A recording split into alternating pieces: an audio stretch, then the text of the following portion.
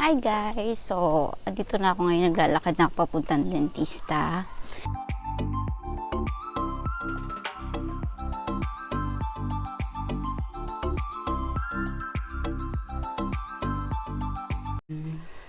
Every 6 months, nagbabalik ako dun sa bumabalik ako dun sa dentist ng pinupuntahan ko kasi sila, pag halimbawa, natapos ako ngayon sa schedule ko ngayon, next week, hindi next week, i-schedule na nila yung another 6 months mo, kumbaga para hindi mo makalimutan, tapos padadalang kanila ng hagaki, post, paano ba sa Tagalog yun or English, parang papadalang kanila ng post na i-remind ka na meron kang schedule sa kanilang clinic, so ganun, para hindi makalimutan. So, papakita ko sa inyo mamaya kung ano itsura nung pinupuntahan kong clinic. See you again later guys. Bye. Hi guys, andito na ako sa sa clinic na yun. Sobrang pawis, sobrang init sa labas. So, ayan, I'm so haggard. So, ito na yung clinic. Pakita ko sa inyo.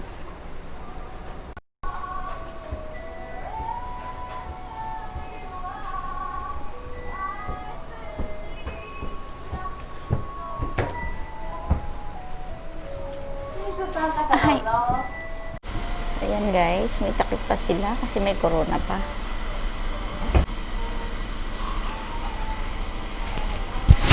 Ayan guys, sanitizer ng mga chinelas para laging malinis. Kasi ito yung loob ng clinic. Ayan. Dito nice. Neat. Hi! So guys, ito yung pinupuntahan kong clinic. Tapos na ako, pauwi na ako. So, kagaya ng sinabi ko kanina, ini-schedule na nila yung next mong appointment. So, after 4 months, palagay ko dito sa Japan is 4 months. Kasi, ang totoong schedule ko dapat is December. Kaya lang, since holiday nga ng December 24,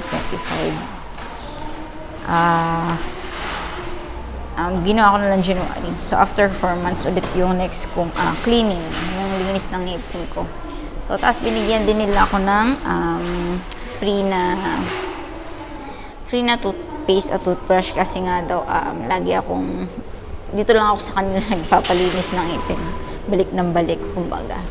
So, ayun, meron akong free na toothbrush at toothpaste. So, tapos ang binigay pa nila sa akin toothbrush at toothpaste is yung sa pangingilo. So, medyo special kasi nangingilo ko kanina nililinis nila yung ngipin ko. So, ayun lang guys. So, kung alam niyo itong lugar na to, pwede kayo dito pumunta. Kung hindi naman, doon na lang din sa gusto niyong lugar. Ayan guys. Kita niyo ba? Yan. So, ayan guys. Tapos na ako sa aking clinic. So, ayan yung clinic sa taas ng supermarket. Okay? So, para hindi kayo maligaw kung gusto niyo pumunta dito, nasa taas siya na, second floor siya. So, sa taas ng Co-op, second floor. Okay? Hi guys! So, ngayon itatakal natin ngayon kung ano ba yung diferensya ng pagpunta ng dentist dito sa Japan tsaka sa Pilipinas. So, first, dito sa Japan, hindi ka basta-basta pwede pumasok sa sa dentist clinic nang biglaan, hindi kagaya ng sa Pilipinas. 'Di ba sa atin diyan sa Pilipinas, pag sumakit ipin mo or may gusto mo lang basta magpalinis ngayong araw na to, is pwede ka na pumasok sa loob ng clinic, tapos maghihintay ka lang syempre ng ilang oras. Syempre, depende kung busy ba yung dentista or hindi. So, dito kasi sa Japan, hindi ka pwedeng basta-basta lang pumasok sa loob ng clinic. So, ang mangyayari niyan, tatawag ka sa dentist or sa clinic na pupuntahan mo na malapit sa inyo. So, kung di mo alam yung malapit na dentist sa inyo, pwede mo search sa Google. May lalabas na yan. So, kasi sa case ko, Iisa lang yung dentist na pinupuntahan ko simula nung mabuntis ako sa anak ko. So, iisa na lang yung dentist na pinupuntahan ko. So, before yun, iba-iba. So, kasi palipat-lipat din kami ng bahay, kaya iba-ibang dentista rin yung pinupuntahan ko. So, simula nung nagkaroon ako, nabuntis ako, isang dentista na lang yung pinupuntahan ko. Kasi, babae din yung dentist na pinupuntahan ko, which is, mabait siya sa mga buntis. So, maingat siya kasi alam niya, medyo sensitive, di ba, pag buntis. Pero simula nun, doon na ako sa kanya pumunta. But anyways, balik tayo sa topic. Yung dentista dito sa Japan, yung clinic dito sa Japan is hindi kayo basta-basta pwedeng pumasok na lang. Hindi kayo pwede pumasok sa loob at magsabi na magpapaschedule ako na magpapabunot ako or magpapalinis ako ng ngipin. Hindi yun pwede, guys. So, first, kailangan nating magpa-schedule. Kailangan nating tumawag sa dentist na pupuntahan natin. Tapos, second, tapos na kayo magpa-schedule, di ba? Punta na kayo ngayon sa dentista. Doon na kayo. Siya nga pala, guys, pag nagpa-schedule kayo sa dentista dito, make sure nasa on time kayo kasi naka-schedule na yun. May iba kasing kliyente sila. Pagkatapos mo, hindi ka dumating, mayroon na silang ibang kliyenteng aasikasuhin. So, kailangan on time kayo dito sa Japan. Hindi pwede ang tinatawag nila Filipino time. Ang tawag nila sa oras ng Pilipinas is Filipino time kasi late tayo lagi ng isang oras. Pero, pag nandito ka sa Japan, masasanay ka rin na hindi malilate kasi laging maaga or advance yung mga tao dito pumunta sa mga napag-usapang schedule or oras. So, second, ayun na nga, guys, pumunta tayo sa clinic na pupuntahan natin pagkatapos natin magpa-schedule ng on time. So, huwag tayo malilate, iwasan natin yan or else baka hindi ka na-entertain dahil meron ng ibang nakaschedule. Halimbawa, ang schedule mo is 2:30 p.m. Tapos, dumating ka doon ng 3 p.m. dahil nga late ka or 3:30. Sorry guys, hindi naka-entertain ng dentista dahil meron ng ibang nakaschedule sa oras na yon. Hindi ko lang alam, maliban na lang siguro kung siguro wala ding nakaschedule yung dentist na pupuntahan nyo. Pero, mas maganda na huwag tayo malilate. Okay? So, pagdating natin doon, pasok pa rito sa number 2, pagpunta natin sa dentist na pupuntahan natin is kailangan dala mo yung hoken or ang tawag dito is, sa English ay health insurance. So, kailangan kasi pagdating mo doon, pagpasok mo ng clinic, magpapakilala ka. So, ako nga po pala, example ako si Miss Shimizu Shinrose. May schedule ako ng 2:30 p.m. So, pagka sabi mo ng pangalan mo at schedule mo, hahanapin nila ngayon yung iyong health insurance. Papakita mo yun para maka-discount ka. Kasi mahal, guys, ang dentista dito sa Japan. Hindi biro ang presyo ng dentista dito. So, kailangan mayroon ka health insurance. So, kaya yung mga nagpupunta dito as a tourist, tapos bigla na lang ma-hospital or bigla na lang sumakit ang ngipin na hindi kaya tiisin. Tapos biglang pupunta ng dentista or doktor. Napakamahal, guys. Abutin kayo na, siguro check-up nyo lang is abutin kayo ng ichimang yen or isang lapad, 10,000 yen or kulang-kulang 5,000 pesos sa check-up lang yun. So, make sure kung pupunta kayo dito sa dentista dito sa Japan is meron kayong health insurance. Okay? So, guys, let's proceed to our step number 3. Pagpunta kayo ng dentista dito sa Japan. So, ang number 3 is pagkatapos kunin ng nurse or nung attendant dun sa clinic yung inyong health insurance. So, siguro pag-iintayin lang kayo ng konti. Tapos, iintayin nyo lang, tawagin yung pangalan nyo. So, makikinig kayo mabuti kasi minsan yung pronunciation ng Hapon is hindi maganda. So, syempre, dahil nga Japanese sila, hindi sila gumagamit ng ABCD. Hindi kagaya natin, mga Pilipino. So, medyo bulol yung pronunciation nila. So, kayo na lang mag-a-adjust. Intindihin nyo na lang sila kasi hindi naman ABCD yung alphabet ng mga Hapon. So, yun. Intindi na lang sila, guys. So, pagkatapos, guys, nung kunin ng nurse or ng attendant yung inyong health insurance kasi check nila yan. para maka-discount nga kayo sa inyong babayaran, is i-check up na kayo. Tatawagin na kayo sa loob ng clinic. Tapos, paupuin kayo sa upuan doon. Kasi dito guys, ang dentist dito, hindi kagaya na sa Pilipinas, is parang isang iba sa Pilipinas yung clinic is mostly nang napupuntahan ko, parang isang office lang siya, tapos maghihintay ka sa labas, di ba usually sa Pilipinas, maghihintay ka sa labas, tatawagin lang yung pangalan mo, tapos isa lang yung room ng dentista. Usually sa Pilipinas, kasi malilit lang naman ang clinic sa Pilipinas, di ba? So, dito sa Japan, yung clinic nila is parang sa Pilipinas din, hiwala yung waiting area, tapos tatawagin ka na ng doctor or nurse sa loob para syempre doon gawin yung papagawa mo sa kanila. So dito sa Japan is malawak yung kwarto nila. Ilan yun? Siguro ilang ano yun, ano ba tawag doon, yung inuupuan ng mga pasyente. Yun, yung basta yung upuan na yun. So ilan yun? Dito sa pinupuntahan ko is siguro kasya ang kaya nila entertain ng 7 to 8 to 10 patients sa isang room. So, sa atin sa Pilipinas, hindi, diba? So, kaya matagal mag-intay sa Pilipinas kasi bukod sa kanya-kanya yung mga dentista ng clinic, hindi kagaya dito sa Japan.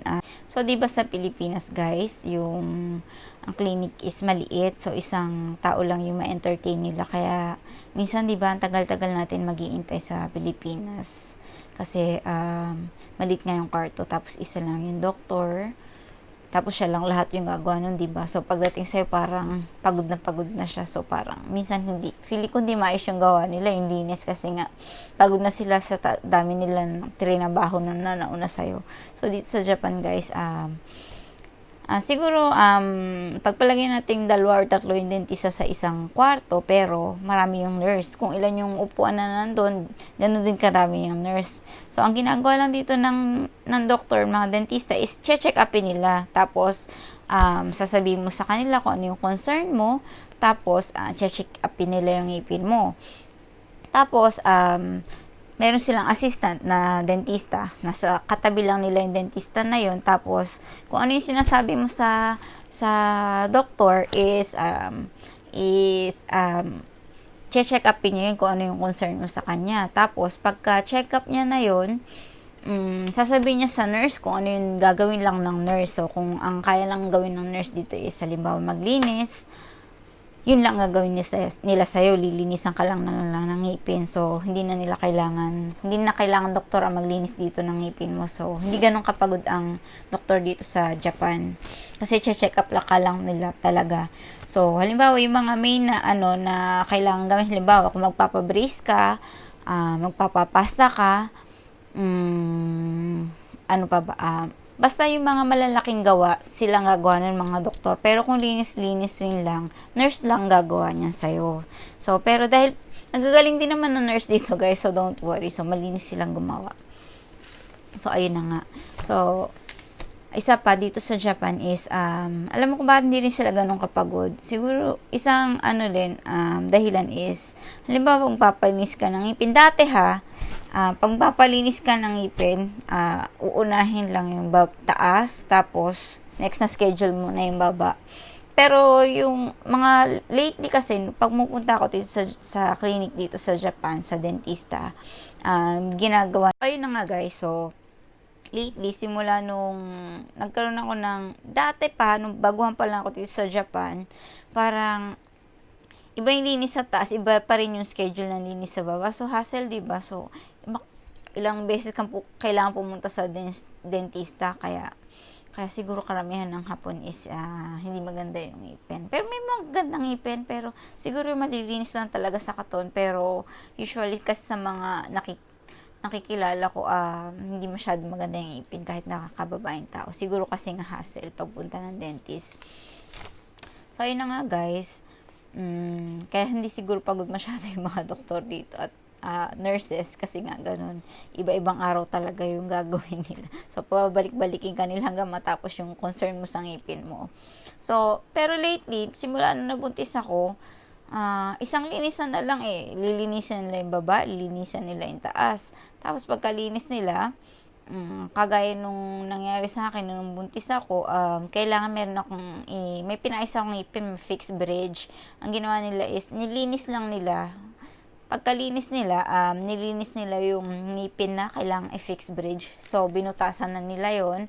Pagkabutas nila, sinukatan ako. Pagkasukat sa akin, syempre, reschedule ulit ako kasi kailangan ng isukat sa akin yung bridge na pinagawa ko. So, yun. So, bali parang dalawang balik lang din ako, hindi siya ganun katagal. So, dati kasi medyo hassle pagpunta ng dentist dito sa Japan. So, parang lately nagbago na din. So, isang magandang improvement ng Japanese clinic. Pero as a whole kasi maganda yung yung clinic dito sa Japan bukod dun sa pababalik-balikin ka nga. So, yun lang naman yung hindi maganda pero nabago na nga rin ulit ngayon yun.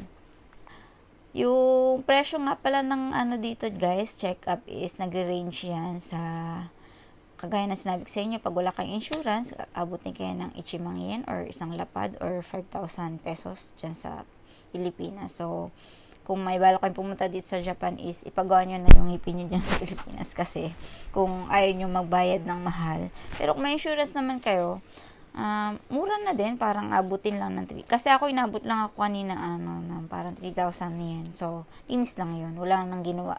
Pero 3,000 yen pa rin yun. Kasi may insurance nga ako. So, parang 1,500 pesos or 1,450 pesos sa Philippine peso. Yun. So, mahal pa rin kasi linis lang yun, di ba? Pero kung natin compare kasi Japan to eh. So, hindi maganda yung mag-compare. Manghina yan kasi gagastusin mo kasi. So, guys, let's proceed sa number 4.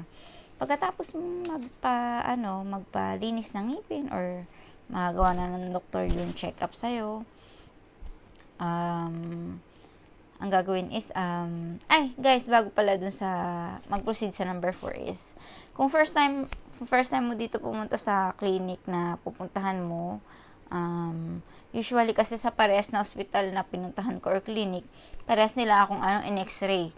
So, para kasi may record ako dun sa clinic nila. So, both na pinuntahan ko clinic is may x-ray ako. At yun ay mahal. Mahal yun. So, mag-ready na kayo kung first time kayo pupunta sa clinic dito sa Japan. Mag-ready na kayo ng cash or credit card. Pwede naman bayad ng credit card kaya huwag kayo matakot kung may credit card kayo. Kung may pambayad ka sa credit card, may credit card. Yun, mahal yun. Parang hindi siya sakop ng insurance yung x-ray. Medyo mahal yun. Parang, hindi ko natatandaan kasi parang nabot din yun ng 8,000 to 10,000 yen. So, mahal siya guys, yung x-ray. Pero kahit sa Pilipinas, mahal yung x-ray, diba? So, yun. Siguraduhin natin may dala tayong pera pag pupunta tayo ng dentista dito sa Japan.